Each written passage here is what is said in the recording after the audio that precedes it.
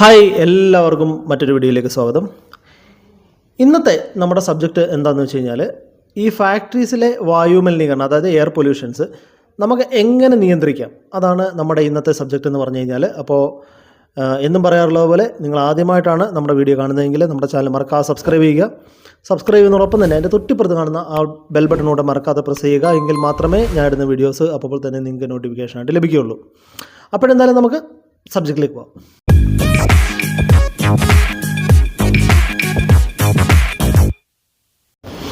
നമുക്കെല്ലാവർക്കും അറിയാം, നമ്മുടെ എല്ലാം ജീവിതത്തിൻ്റെ ഒരു പ്രധാന ഭാഗമാണ് ഫാക്ടറികൾ എന്ന് പറഞ്ഞു കഴിഞ്ഞാൽ.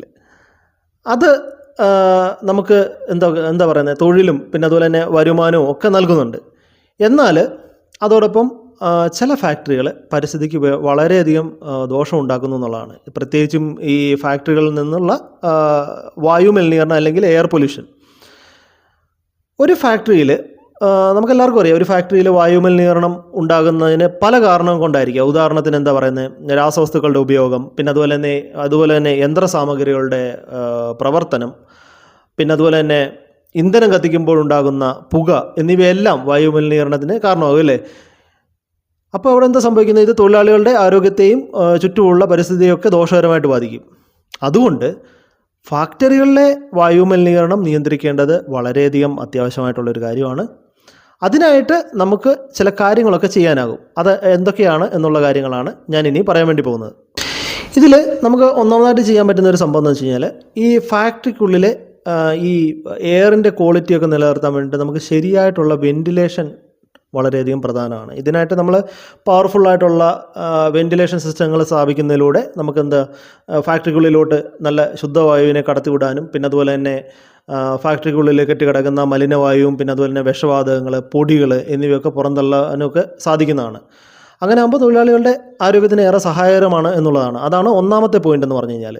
ഇനി രണ്ടാമതായിട്ട് ചെയ്യാൻ പറ്റുന്നത് എന്താണെന്ന് വെച്ച് കഴിഞ്ഞാൽ, ഈ രാസവസ്തുക്കൾ ഉപയോഗിക്കുന്ന സ്ഥലങ്ങളിൽ എക്സോസ്റ്റ് ഫാനുകൾ സ്ഥാപിക്കുക എന്നുള്ളതാണ്.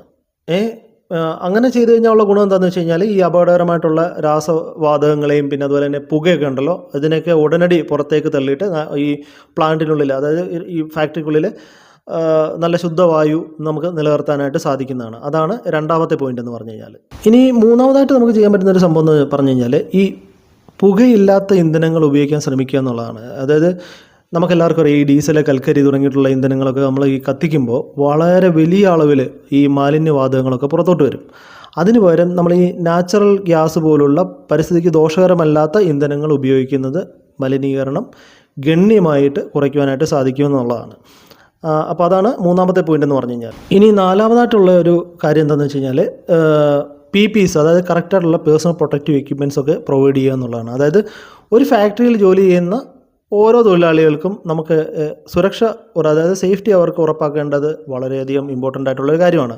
അതുകൊണ്ട് നമ്മൾ എന്ത് ചെയ്യേണ്ടതെന്ന് വെച്ചാൽ, ഈ N95 പോലുള്ള മാസ്കുകൾ, പിന്നെ അതുപോലെ തന്നെ റെസ്പിറേറ്റേഴ്സ്, പിന്നെ അതുപോലെ തന്നെ സേഫ്റ്റി ഗ്ലാസ്സുകൾ, സേഫ്റ്റി ഗോഗിൾസ്, പിന്നെ അതുപോലെ തന്നെ നമ്മുടെ ഈ സേഫ്റ്റി ഹാൻഡ് ഗ്ലൗസ്, പിന്നെ അതുപോലെ തന്നെ ഇങ്ങനെയുള്ള PPEs ഒക്കെ നമ്മൾ പ്രൊവൈഡ് ചെയ്യുമ്പോൾ തൊഴിലാളികളെ നേരിട്ടുള്ള മലിനീകരണത്തിൽ നിന്ന് അത് സംരക്ഷിക്കപ്പെടുകയും ചെയ്യും. അതുകൊണ്ട് ഈ ഒരു കാര്യങ്ങളൊക്കെ നമ്മൾ കറക്റ്റായിട്ട് പ്രൊവൈഡ് ചെയ്യുമ്പോൾ അവർക്ക് ഉണ്ടാകാൻ ചാൻസുള്ള ആരോഗ്യ പ്രശ്നങ്ങളൊക്കെ ഒഴിവാക്കാനൊക്കെ നമുക്ക് സഹായകരമാവുകയും ചെയ്യുമെന്നുള്ളതാണ്.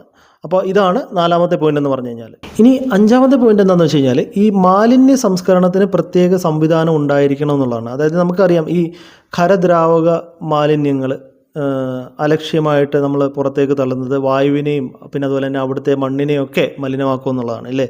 അതിനാൽ ഈ ഫാക്ടറികളിലെ രാസമാലിന്യങ്ങൾ, പിന്നെ അതുപോലെ തന്നെ പ്ലാസ്റ്റിക്, മറ്റ് മാലിന്യങ്ങൾ എന്നിവ സംസ്കരിക്കുന്നതിന് ശരിയായിട്ടുള്ള സംവിധാനം ഉണ്ടായിരിക്കണം എന്നുള്ളതാണ്. അങ്ങനെ ചെയ്യുമ്പോൾ മാലിന്യങ്ങളിൽ നിന്ന് പുറത്തു വരുന്ന ദോഷകരമായിട്ടുള്ള വാതകങ്ങൾ ഒഴിവാക്കാനൊക്കെ സഹായിക്കുമെന്നുള്ളതാണ് ഇതുകൊണ്ട് അർത്ഥമാക്കുന്നത്. അതാണ് അഞ്ചാമത്തെ പോയിന്റ് എന്ന് പറഞ്ഞു കഴിഞ്ഞാൽ. ഇനി അടുത്തത് ആറാമതായിട്ട് പറയാനുള്ളത്, വളരെ സിമ്പിളായിട്ടുള്ളൊരു കാര്യം നമുക്ക് ചെയ്യാൻ പറ്റുന്നതെന്ന് പറഞ്ഞിട്ടുണ്ടെങ്കിൽ, ഈ ഫാക്ടറിക്ക് ചുറ്റും ഉണ്ടല്ലോ നല്ല നല്ല മരങ്ങൾ വെച്ച് പിടിപ്പിക്കുക എന്നുള്ളതാണ്. നമുക്കെല്ലാവർക്കും അറിയാം, നമുക്ക് ഈ ഫാക്ടറിക്ക് ചുറ്റും നല്ല നല്ല മരങ്ങളൊക്കെ വെച്ച് പിടിപ്പിക്കുമ്പോൾ ഈ കാർബൺ ഡൈ ഓക്സൈഡ് പോലുള്ള വാതകങ്ങൾ വലിച്ചെടുത്തിട്ട് അവിടെയുള്ള വായുവിനെ നമുക്ക് പ്യൂരിഫൈ ചെയ്യാനായിട്ടൊക്കെ നമുക്ക് സാധിക്കുന്നതാണ്. അപ്പോൾ ഈ കാര്യങ്ങൾ നമ്മൾ ശ്രദ്ധയോടെയൊക്കെ ചെയ്ത് കഴിഞ്ഞിട്ടുണ്ടെങ്കിൽ ഫാക്ടറിയിലെ വായുമലിനീകരണം അല്ലെങ്കിൽ എയർ പൊല്യൂഷൻസ് ഒരു പരിധി വരെ നമുക്ക് നിയന്ത്രിക്കാനായിട്ട് സാധിക്കും. അപ്പോഴേ ഈ പറഞ്ഞ കാര്യങ്ങളൊക്കെ നിങ്ങൾക്ക് മനസ്സിലായി എന്ന് ഞാൻ വിചാരിക്കുകയാണ്. അപ്പം എപ്പോഴും ഒരു കാര്യം ഓർക്കുക, നമ്മുടെ ആരോഗ്യം നല്ലതാകണമെങ്കിൽ നമ്മുടെ പരിസ്ഥിതിയും ആദ്യം നല്ലതായിരിക്കണം. അപ്പോൾ ഈ കാര്യം നിങ്ങളെ ഓർമ്മിപ്പിച്ചുകൊണ്ട് മറ്റൊരു ദിവസം മറ്റൊരു വീഡിയോയുമായിട്ട് വീണ്ടും കാണാം. Good bye.